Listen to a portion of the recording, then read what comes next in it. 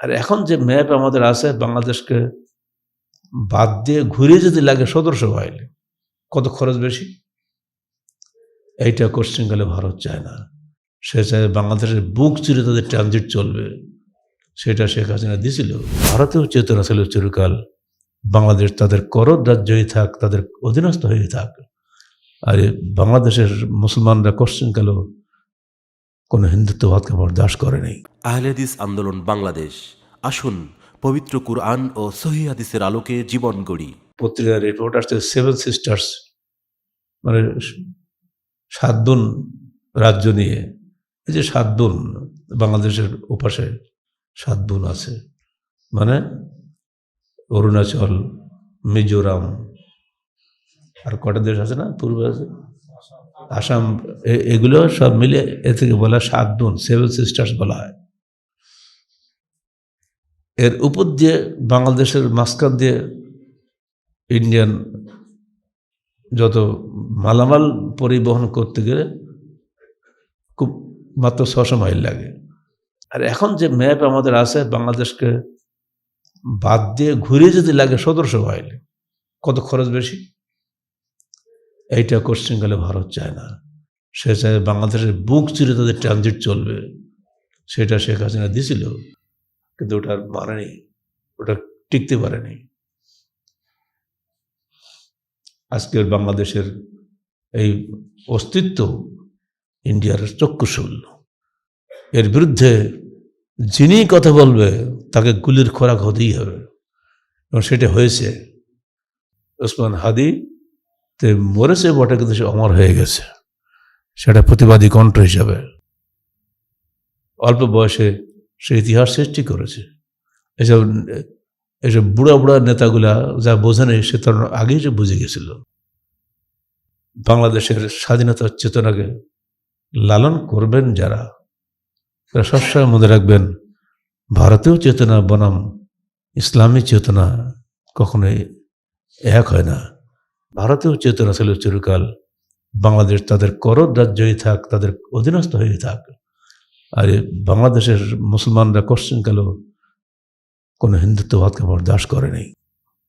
আজও যেমন হিন্দুস্তানে যেসব মুসলমানরা বসবাস করছে, যুদ্ধ করে বাস করে, তাদের চেতনার বিরুদ্ধে সবসময় লড়াই চলছে। নইলে সেদিন যদি র্যাডক্লিফ রোহিদাদের এই 2 নেশন থিওরির ভিত্তিতে পাকিস্তান এবং ভারত বিভক্ত হইতো, তাহলে আজকে মালদহ, মুর্শিদাবাদ পূর্বাঞ্চলের অর্থাৎ বাংলাদেশের সঙ্গেই থাকতো, কারণ সেখানে মুসলিম সংখ্যাগরিষ্ঠ।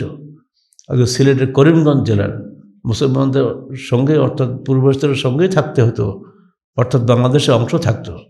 কিন্তু সেদিন এই চক্র, নেহরু, প্যাটেল, এই মানে যাকে আপনার মহাত্মা গান্ধী বলছেন, এই চক্রের কারণেই কিন্তু সেদিন এগুলো আমাদের সাথে আসতে পারেনি।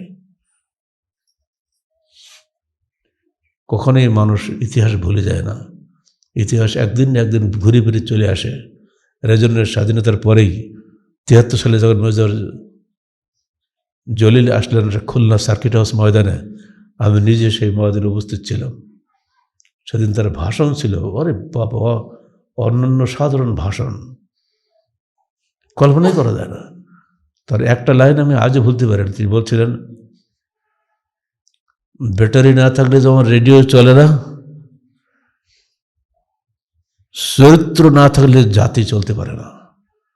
যে জাতির চরিত্র নাই, সে জাতি কখনোই সামনে আগাতে পারে না। আপনারা চরিত্রবান হন, সত্যবাদী হন, সত্য কথা স্বাধীনভাবে বলার সাহস অর্জন করুন। কোন অবস্থায় কোনো গোলামের সাথে মাথা নত করবেন না। এগুলো কি ভোলা যায় নাকি? আর সেই জন্য বাংলাদেশে তার স্বাধীনভাবে বসবাসের স্থান হয়নি। প্রথমেই তাকে কারাগারে ঢুকতে হয়েছে, প্রথম রাজবন্দী হিসেবে। এই ডিসেম্বরে তারও মৃত্যু হয়েছে, তো সুদূর ইসলামাবাদে, বাংলাদেশে না। বাংলাদেশের তরুণ প্রজন্মের কাছে আমাদের আহ্বান থাকবে একটাই,